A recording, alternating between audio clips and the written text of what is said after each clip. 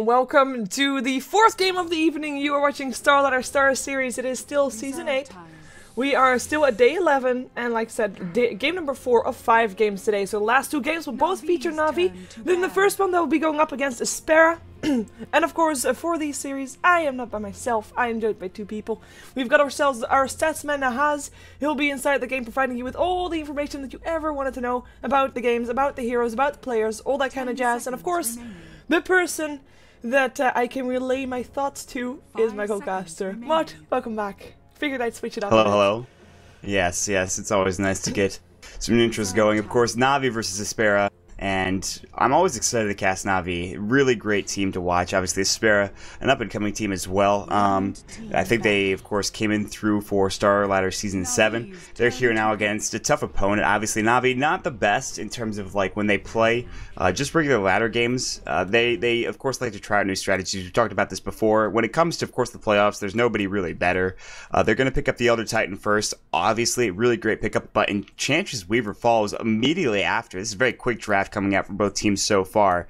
We'll see what Na'Vi wants to pick up next, though. Of course, the Crystal Maiden is banned out. I would suggest that, but without that hero to go for, neither the Venomancer either. So they can go for another support, but I'm not sure which one they would choose in this scenario.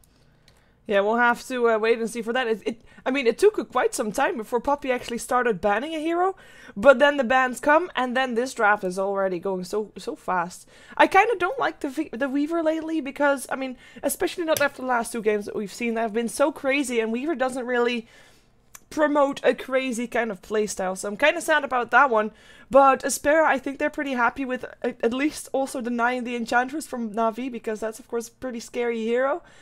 I think they're going to be fairly happy with the heroes they meant to pick up, although they should be worried about that Elder Titan. Yeah, the Elder Titan is, we've seen it do lots of work in the past, and it's just such a good hero, can play multiple roles if necessary.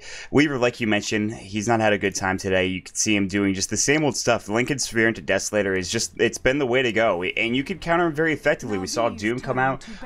Night Stalker as well has done a very good job of really shutting him down. The Enchantress is picked up for aSpera. That means that Puppy can't get it, which we know he's a great Enchantress player. He grabs Visage, so the micro is available if he wants to play that hero. I'm not sure if he'll give it up to him or if he'll give it up to Kuroki. They give out the bans, as you can see, the Alchemist as well as the Queen of Pain, the Viper ban as well from aSpera because they play that hero from time to time.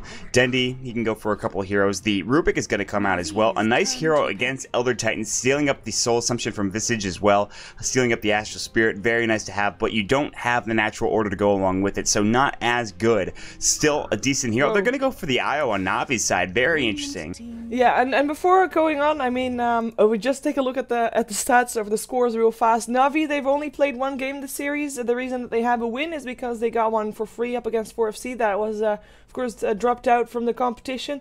They lost their game yesterday, which was, by the way, the hardest game that you could imagine. At least one of the toughest opponents that they are going to face. They lost against Alliance yesterday. So they're looking to get themselves a win going so that they can start their journey up towards the top of the rankings, because right now level number 15 is not really something to write home about.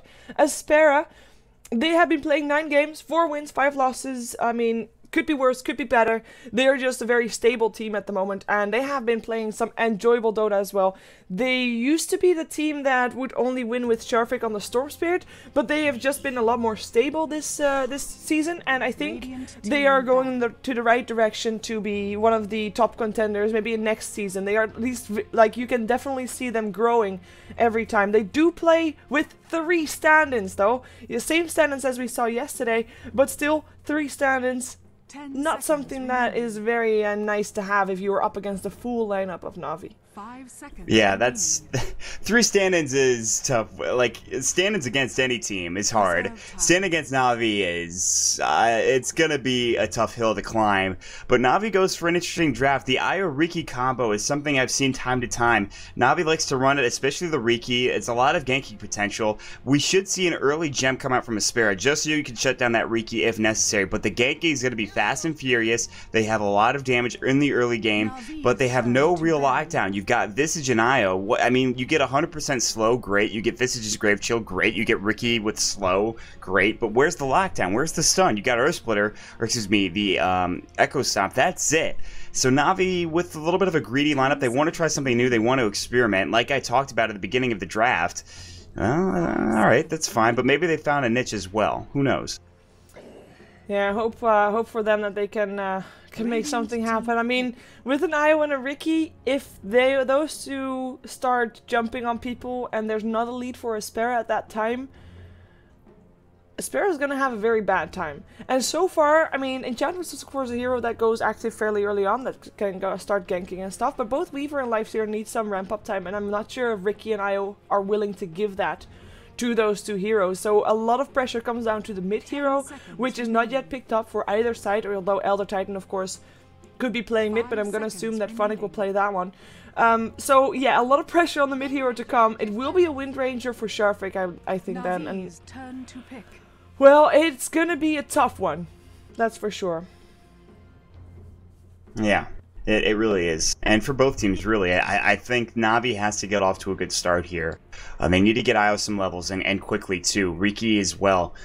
These are two heroes that kind of rely on levels to a certain extent. Riki obviously needs gold on top of that to get something like a Diffusal Blade to really start ganking and getting kills effectively. The real question is, what are they going to give Dendi in this mid lane right now? Even they could give him the Elder Titan. I don't see that happening because, once again, I keep saying Elder Titan mid, but nobody's run it that way in quite some time. They have 1 minute and 30 seconds left of reserve time to really decide. Honestly, I wouldn't mind seeing a puck here. It's not been banned out. Really good stuff would come out from Dreamcoil, allowing Io to kind of roam around with Riki more effectively, get ganks easier, the silence as well, which would help out against the Weaver. Night Stalker works too. Tinker, I haven't seen Dendi play that hero, I don't think, in ever. No, that's not true, because he played a very, very mean Tinker, I think DreamHack Winter, or DreamHack Summer 2012, he just... Yeah.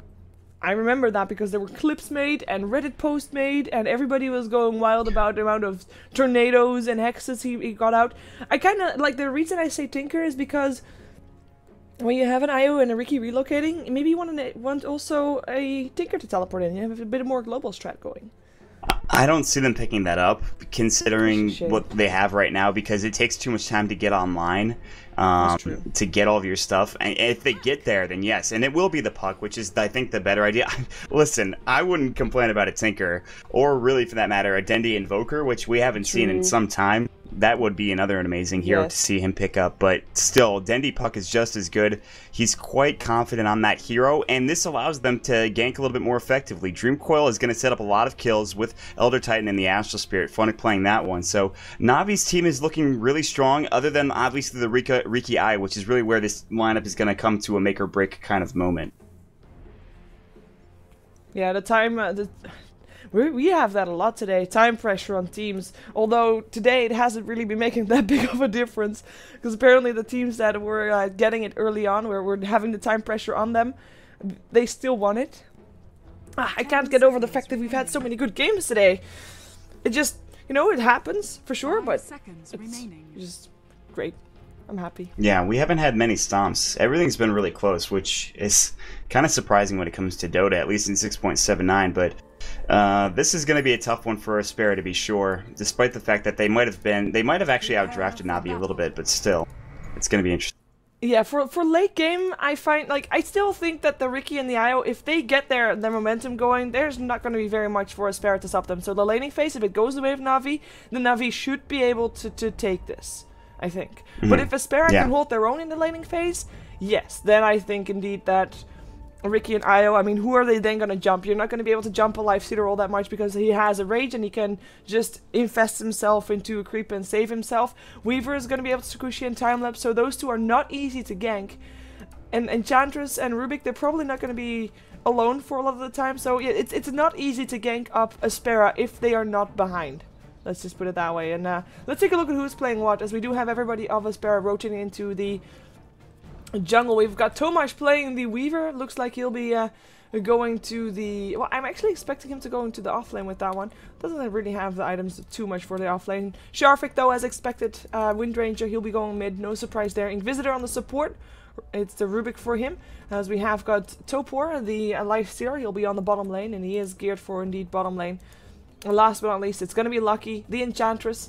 The one with the smoke, the one that's supposed to be making the plays and buying the time. And everybody, indeed, like I said, roaming into their own jungle where they might fight Phonic there, but that's aSpera on the Radiant side. Yeah, and on the, of course, side of the Dire, it is, of course, The one, the only, non-Spencer, Navi. Playing on Navi is going to be Funnick on the Elder Titan. In the bottom lane, we'll see Kuroki will be on the Io. Back in, of course, the well, we see Puppy on the Visage, Dendi on the Puck, and Havost will be on the Riki. The Unpause does come out, and Funnick actually throws up a Sentry Ward, trying to make his way out of there. They will spot him out, but they should know that he did ward with that Sentry close by, so they should be able to counter ward this. Lifestealer decided to go for a Quelling Blade and a Stout Shield. Interestingly enough, you don't really need that Quelling Blade the last hit. I'm not sure if it makes him feel comfortable, that's fine. It might have used it to cut down trees, but still, I don't really like this build. You really don't need the extra damage to the last hit at all, so very interesting for them to go for it. Perhaps it has something to do, like, he is a stand-in, of course, perhaps indeed just some security that he will get those last hits. Yeah, but you're wasting money for it too, and, you know, as a pro player, you should be able to last hit effectively without, and I don't want to give them, you know, I'll give them the benefit of doubt. Maybe they're going to use it, you know, and really maybe, I guess security is nice too, so, I mean, what are you going to say? You know, I'm not sure. So, Topor is going to be picking up that, and he's going to go for, actually, the open wounds at level 1 as well, so they're going to look for more aggressive play. They also have Enchant, well, obviously for the Enchantress in the Eye with, it's actually down here in the bottom lane with Funnick, so this will be interesting. They actually might be able to kill the Rubik. Oh, yeah, he's dead, I think. Bunch with the double damage rune! Holy cow! That is That's just unrelentless! It's so rude. Rude is, I think, the correct terminology for it, because once you have double damage, followed up by the Astral Spirit, you really don't need the Astral Spirit bonus damage, like, at all. Like, it's really unnecessary. So, alright, good start coming out for Funnick with First Blood. He's actually doing a ton of damage to Lucky as well, who's actually in lane helping out the Enchantress, or excuse me, the Nakes for now. That'll be interesting. Roaming up top is Kuroki, and they're going to try to zone out Tomash here, who will maybe have a bit of a tough time, assuming they do get sentries or dust or something along those lines. I don't know if they have it on them. I think Kuroki should have it. No, he actually doesn't, surprisingly enough. Denied. What does he have? Sorry, my bad. The sentries, he doesn't have any. I think they gave him to Funnick, so he has him down bottom. He put one up already. Or actually, they used both of them, it looks like.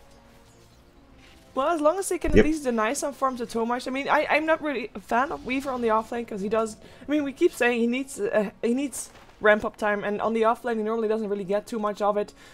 Though he will get levels here, and he will be kind of forced to go for a Hand of Midas this game, because, you know, that's just needed to get ahead after you had a fairly slow early game, which is what you can expect on the suicide lane. So, well, we'll see how much effect he can have in this game, because that will be an important thing for him to be. But he's, of course, going to rely on Topor to be buying him time to get up ahead with that Hand of Midas that he should pick up at some point. So we'll see how Topor does. So far, he's got 10 last hits. That Quelling Blade is really paying off for now. Funnick, though, I mean, with the First Blood, with 775 gold in his pocket, he is just doing amazingly well here. It's very scary to see an Elder Titan this far ahead that is on the suicide lane. Yeah, and I think he's going to be going for a Soul Ring. He would have bought his bottle already had he needed to get it. And you talked about Topor. I mean, yeah, with the Quelling Blade, there's absolutely no reason to not get free farm in this lane. There's no way Funnick's going to be running up and trying to deny things. So this should be essentially every last hit going for Topor, unless somebody rotates down to try to gank him, which they won't. And really... the Rubik isn't going to be doing much here other than just trying to zone out the Elder Titan. But once this Astral Spirit does get leveled up, that's a bit of damage going to be going on the Lifestealer. So he might have to back off and regen up, but it's not going to be enough to really take him down or anything, or miss last hits for that matter. And he'll get a very quick Midas because of how much he's farming in this bottom lane. Up top, you can see the Riki. Hovos has missed a couple last hits. It's not the easiest to last hit with a Riki because, of course, you do need to be able to backstab to really get the full effect of your damage. Otherwise, it doesn't really do that much. It's just 57 base damage. But zoned out is the Weaver. He's only level 3 right now. He's only got his Basilius in comparison to Funnick. Funnick's 4, so already Funnick is having a better time. Dendi mid lane, sitting at 15 last hits compared to the Funnick might not have a fun time anymore. In comes the gank. Is there an open wounds as well? Yep, there it is. And this should be Funnick dead. He might be trying to punch his way out, but it doesn't matter. Lucky will take the kill, and that's of course something that well, needed to happen to slow him down. Otherwise, indeed, he might have been just a bit too much to deal with later on. But good gank for aSpera. He didn't see it coming. Didn't see it coming at all. No wards up for Navi on that side of the map. Yep, and with no wards, you expect that to happen. Fuddick dying is not the biggest deal in the world. They didn't get the kill for Topor, but it's certainly not a good start for him, other than the first blood that he got. He does pick up a Soul Ring, like I talked about. Kuroki trying to zone out, of course, Tomas in the top lane right now. He's sitting on only 4 last hits, where you can see Funnick is 7. A lot of those last hits coming from Astral Spirit, and he'll get more as he levels that ability up, and he's going to find a double damage rune as well. And Lucky almost denied it, not quite there yet. You look, and there's actually going to be maybe a gank coming in Shafik, and of course the mid lane here. They have the VIII here looking for a potential go. Yeah, they've got the slow, but Sharfik's still got the wind run. He should be fine. Funnick though, I mean, he has the double damage rune again. He wants to punch him. Let's see if he gets a chance. Oh, shackled, punched. Never mind. Funnick will live through it all. Eats a tangle, gets himself up to the high ground. It's fine. Puppy also fine after tanking a couple of tower hits, but that's gonna be another kill going the way of Funnick. So yes, he is pretty scary with his soul ring right now, and a double damage rune again. I mean, yeah, almost denied as you said. RNG. Yeah. Getting the RNG, helping Funnick out, and without, there's actually a good rotation. Without Funnick rotating through, they don't get that kill. If it was just Puppy, there's not enough because, of course, that wind run that came out, and Dendy didn't have enough mana to really do much as well. So easy kill going his way. Havos grabs a kill top lane, and actually used the smoke screen to get it. I missed that one. I'm not sure if you did as well. I did as well, because I'm going to assume that Weaver should not die when there's no sentry on the map. He should not die, ever, until Havos is level 6. Yeah, smokescreen has actually done work, and really, I think that's another one of those small little niche counters that works against the Riki. Is the smokescreen? It's got a little bit of a slow, and the radius is okay for a silence. It's not bad, and silence is exactly what you need to take down a Weaver who doesn't have any boots. I mean, if he has boots, maybe it's a bit harder, and they might go on him again. Blink strike into the smokescreen. They can't get it off in time. Havos wasn't able to properly get that one, but mid lane, more action happening. Yeah, Sharvik will be picked up. The Dream Coil came out from Dendy to help out. Still a power shot to harass Funnick, but he'll just get a salve from Dandy. Good guy, Dandy. Giving his teammate the thing that he needs to stick around a bit longer and perhaps help around a bit more as his spirit already comes out, scout out who's going to be on the high ground. Lucky and Inquisitor are there. They're not able to kill off Dandy right now, but they are able to soak some experience up, which is, of course, not taken by Sharvik at this moment. Ooh, rune for the Weaver. Haste rune for Tomasz. Yeah, that'll actually keep him alive. Now he can, roam around effectively. He's actually going to work on Kuroki. I don't think he can get this kill because he'll be behind the tower, but does a bit of damage there. And with, of course, well, Havos is level 6. Haste is still up. He can't catch him. You can see he knows that the haste is there. He's going to try anyways with the blink strike, surprisingly enough. Yeah, could be a bit risky there, jumping into an enemy tower, but nobody around there to lock him down. I mean, that's one of the things that this game lacks, perhaps. I mean, Rubik can telekinesis or Riki, that's fine. And Wind Ranger has to land a shackle, but those are really the only two real disables that they actually have. So that's something that they have to really be careful about. And of course, Dark Troll Summoner, if Lucky indeed keeps up having one of those around. We'll see. So far, another rotation comes in for the Inquisitor and Lucky, but this time Funnick is close to his tower, so he'll be fine. He's level 6 right now, sitting on 1200 gold. It is Topor that is no longer ahead in terms of last hits. He's though on Havos. And with his Midas, he should actually be keeping up ahead in terms of net worth, as Sharvik gets picked up again mid, with Puppy and Dendy coming out again, both of them, to take that kill. But it's, what would you say? I mean, we said earlier that if the laning stage was going well for aSpera, they should be able to stay ahead, or should be able to keep their heads above water to be in this game long enough to have their Weaver as well as the Lifestealer farmed up enough to do enough in this game. And if they didn't win the laning stage, then it would be Kuroki and Havos to be the more dangerous people on this map. Which one would you say it has become? Because right now, I would actually think with Na'Vi just punching around, and with Havos already roaming around, oh, he might actually be able to get this one. Is there an invest? Invest! Invest! Boop. Oh man, that was so close. And that's you see right there, yeah. Midas. Yep. Yeah, that's true. Midas the creep, that's know where he is? Well, he's in a friendly creep, so Na'Vi can't really do much here. Unless it's a Midas. Can you Midas friendly creeps? No. Oh, never mind then. So that would be Imba if you think about it. But Na'Vi's actually had a better time right now in the early game, and that's my answer to the question. They're doing a lot better. They're rotating. They actually are giving room for IO to hit 6, which is huge. They really need that. The only one that really has done okay on the side of aSpera is Topor, because he had that free farm. He's at 55 last hits, but he's actually behind Havost right now. He does have his Midas, which is fine, but you saw how much damage he took just from the smoke screen into the blink strike as well from Havost. It's just too much early on right now, and Dendy hasn't even been involved. He's been killing the Windrunner mid. He's been doing damage that way. So now that you look at Kuroki, he should be 6 soon. In fact, he is 6 now. Now that Kuroki is 6, they're going to roam around looking for more kills here, and they don't even really necessarily need Havost. They can do it with other heroes as well. So this game is starting to get out of control, I think, for aSpera, and they need to kind of just, you know, steady it somehow in some way. And really the way that's going to happen is Weaver gets farmed, but he's not getting it, sadly. Yeah, and of course another way that would be a possibility is Sharvik having a bigger impact on the game, but he is now a full 2 levels behind on Dendy, which is kind of sad actually, because Windranger kind of deducted to more of a support. They are going to get the shackle up on Havost, as Elder Titan still is able to pick up the Enchantress. Perhaps they can kill Havost with the Centaur Stump. Yeah, they are. That's a good kill right there, as it is a Weaver that dies still on the top lane. It is 2 for 1-0 across the map, which actually, I mean, with Weaver dying, fair enough. Enchantress dying for for Ricky. That's a worthy trade for aSpera, I think. Slowing down that Ricky. It's good. Yeah, that's just Havost being Havost too, being that kind of aggressiveness with his diving, and that's fine. He can get away with that. He dies once, yeah, you don't want to give up the kill of the Ricky, but at the same time, it's fine. I mean, at least he got a kill out of it. So they do have the, of course, Visage Familiars up. So the level 6 is there for pretty much everybody in the map now, including the Rubik, including Puppy. So the question is, who does better with the experience? Who does better with the farm that they've got? And it's definitely Na'Vi, because they've had a bit of a lead for pretty much the entire early game. Dendy hasn't been involved. He's going to try to get to his Blink Dagger next. He actually farmed his treads first instead of going for Brown Boots into the Blink Dagger, which I'm assuming he's going to go for. That's generally the build that many people do. You can kind of forego a Blink Dagger, but in this scenario, I think Blink is the wise choice. Lifestealer picks up an Armlet recipe, so he's getting closer to that, which means he'll be able to fight earlier, but at the same time, Ricky's farming up his own, which seems to be a Yasha as of right now, not going for that Diffusal Blade or anything. That's interesting, actually.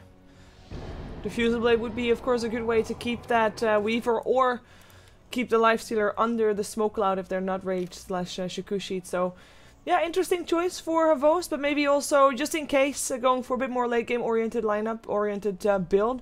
As we have Dendy smoked up, looking for something in the mid lane. Enchantress is there, trying to get some experience, trying to get some farm. She's got herself also an army of creep. Ooh, Dendy finds her. The Orb flies, a Dream Coil as well. I don't think he's gonna get out of here. Nope. No Nature's Attendance coming out as well. And with the double damage rune on Dendy, there was really no way she could even try to do that. And doesn't have a, well, it has 1 point in Untouchable, so I would actually opt just maybe, you know, 2 points in Untouchable in this kind of scenario. If you're a bit behind, you know that you're gonna get punched, just to stop you from getting punched, from allowing you maybe to run away before the next hit comes in, as Funnick might be a dive here on the top lane. Tomash, to be careful though, because I mean that's still a punching plus 120 damage Elder Titan. In the meantime, Relocate comes in, Shackle still on Havost, but it is Windranger and Rubik that die instead. They're not getting Tomash though, he's able to get himself out, but double kill for Dendy. Well, that's gonna be the Blink Dagger ready indeed. Yeah, that's just real easy for Dendy. Illusory Orb, jaunt in, silence, grab 2 kills, go back to farming. And that was the first time he's left his lane. Throughout the entire game, he was getting kills and farming away in the mid lane. He's level 11, that's without a Midas. He's doing really well. They will grab the Riki. Topor with a double kill. Wow, that armlet going to work. And suddenly they get right back into it with him getting a double. That's very nice. I missed that one. How did he manage to do that? A Ricky and an Io. They relocated back in. I think he infested to do a lot of the damage there. They're too squishy to deal with infest. They were low. Yeah, they already. were. Yeah, they were from fighting up in top. I only caught the tail end as well, but that's only what I can imagine happened, and the only way he really got it. Ricky coming out to maybe try to get a last hit, getting infested, going down sadly, and just like that, they turn 2, which is nice, and he gets solo experience because of that as well, which puts him up to level 11, which he was 2 levels behind, so he got 2 levels out of those kills, which is huge. He's right on tied with Dendy now, so look at the net worth level as well. I mean, of course, Na'Vi is doing very well. They've got their 3 cores sitting in the top 4, but that Lifestealer with that double kill is actually now 1k higher than the highest of Na'Vi. Pretty big deal, as we do have a Vos rotating middle. It looks like they're planning a battle there. There are 4 people hanging around mid for aSpera though. Well, it's going to be 3 soon if Lucky completely moves away from that middle lane. Indeed, that is the case. Let's see how far Sharfik comes out. Oh, you're so dead. Boom. Poppy's Visage Familiars takes the gold. And with 4 heroes middle, and actually, why am I saying 4? It is almost 5 with Denny there as well. They are just going to start pushing this. They're going to start taking their mid-game advantage, taking those towers. Because so far, no towers have been taken yet. In comes the Dream Coil, only catches out the Rubik though. Are able to kill it off in the meantime. Enchantress gets dropped as well. Ricky making that one happen as Topor comes in. Opens up on Kuroki. Now a Vost. Blink strikes himself away. Oh my god, 9 health. Will live. Denny in some trouble. Will have a Blink Dagger again in 3 seconds. Should be able to get himself to the other side of the river though. No harm done indeed. It is 2 for 1. With still not entirely over. Sharfik chasing down Funnick. Spirit is coming back to him. The Shackle won't latch, but it does buy enough time for the power shot to hit. No dodge happening. 2 for 2 in the end, which is, I think, favorable for aSpera, though they do lose, of course, the middle tier 1 tower. Yeah, 2 for 2, but the tier 1 tower is the big deal. If Topor had ran up and denied it, which he was right next to, he could have maybe... Oh, god, sure. They go for the next one. If they can get this one as well, that would be huge. A Vost, though. A Vost picked up. Might be killed off, but is invisible again. No detection. And will be able to make it out of there alive because of that. In the meantime, Topor should be making it out of here. The spirits won't kill him. But actually, the spirit himself goes down with the impetus is coming out. Enchantress will pay for that with his life as well as the Rubik. But they get the IO. They don't lose their life stealer. He still hasn't died yet this game. I would definitely call this a favor of Na'Vi, though, this trade. This is Na'Vi fighting. Just literally, just constantly pushing and fighting, just like we saw previous games from other teams. They are backing off now, though, playing a bit more safe, I guess. Dendy being Dendy right there, and Havost also getting very close to going down. They threw up the Sentry Ward, but they didn't grab the kill, sadly. He'll go for an SNY next. Funnick's going to get shackled in the top lane and just beat down by Topor with his right clicks. So the thing is, Topor hasn't died yet. He's done a very nice job of getting farm, of getting kills too. He does quite a bit of damage with that armlet. You can see the squishy heroes of Na'Vi fall very quickly. But Denny's got such control over the game, over the fight. He's got Dream Coil, he jumps in, he jumps out, he phases, he silences, he illusory orbs, which does so much work in team fights that no matter what kills aSpera gets, they're losing one consistently in about every fight. So they're on the back end of these trades. They're not doing well. They're going to trade a tier 1 tower top for maybe a tier 1 down bottom as Denny's pulling the creep wave back from the tower, allowing the creep wave of his own to hit it. And they're going to keep farming Topor top while this is all happening. He looks like he's going to go for a Desolator next. At least I'm thinking he is. He does go for the Mithril Hammer. Would be nice for some armor reduction to take down those heroes a little bit quicker on Navi's side. But you mentioned the net worth before. Yeah, Topor's sitting at 8,000, but the rest of Navi is not too far behind. I mean, it's just a cascade of Navi players going, down, down, and more down. So the problem is, really, yes, you have a lifestealer. His effectiveness is going to be useful, but what about the Weaver? It's going to take him a long time. There's no Midas to really help him get back in the game now. It's only going to take him even further. Oh, Relocate coming in. They want to finish a job that Dendy started. Sharfik is going to be the target. Rubik is already picked up by Dendy, who has jumped himself away and actually jumped himself right into the claws of the lifestealer. So we'll see how he can deal with that. The open wounds are already on him, and he doesn't have a phase shift for 3 minutes. I'm not sure if lifestealer can take him down in that time. He hasn't even turned on his armlet yet, but we'll see what happens. We will see, however, Sharfik fall, and that is indeed the case as Topor just backs himself off with the Relocate incoming. They realize what to do. A Vost walking around. There is, of course, a Sentry Ward there, so they do see him fighting under the cloud. Not good. Where's that Rage, Topor? There it is. That's gonna be the kill. Blink Strike to a Creeper Vost. The creeps, the infest damage. He gets a kill. Still, though, Dendy gets himself also a kill. Kills out the Weaver. Now comes back in. Dendy is godlike 906. That is scary. Very, very scary. Yeah, and Havost almost just made an amazing play with that Blink Strike. He rotated, he was going one way, decided to juke up towards the creep wave and blink away. Almost got out if it wasn't for the infest of the Lifestealer. And with that, he does fall. He's got 3 deaths to his name, but the real star right now of Na'Vi, as it usually is Dendy, who is beyond, or not beyond yet, but he is godlike, and he's going for a very quick Orchid. That's going to be Treads, Blink, Bottle, and Orchid, all at about 18 to 19 minutes, which is a great timing for a Puck player. On top of that, he's level 14. he doesn't have a Midas. He's beating the Midas it up experience of a Lifestealer, who, by the way, hasn't died. So that's damn impressive. That is indeed very impressive, and it looks like Na'Vi with the medallion up on Puppey, they'll try to take the Roshan. There's no vision up for aSpera to see this happening. They've only got one observer ward, which is on the top ruin spot. So we'll see if they make a play or if they're just going to try to push a tower. In comes Dendy though, and him teleporting in is enough to force aSpera back. Because he can just jump himself in, get a good Dream Coil, and can just start killing as he has been doing. There's not enough lockdown to take him down. He is, right now, I mean, there's two heroes that can really lock him down, and Windrunner and Rubik, and both of those, like, one is gonna, like, they're gonna get silenced up and then he jumps in, and if one isn't, then he can always Orchid the other. aSpera comes out, does hit up unlucky, but he is able to get away.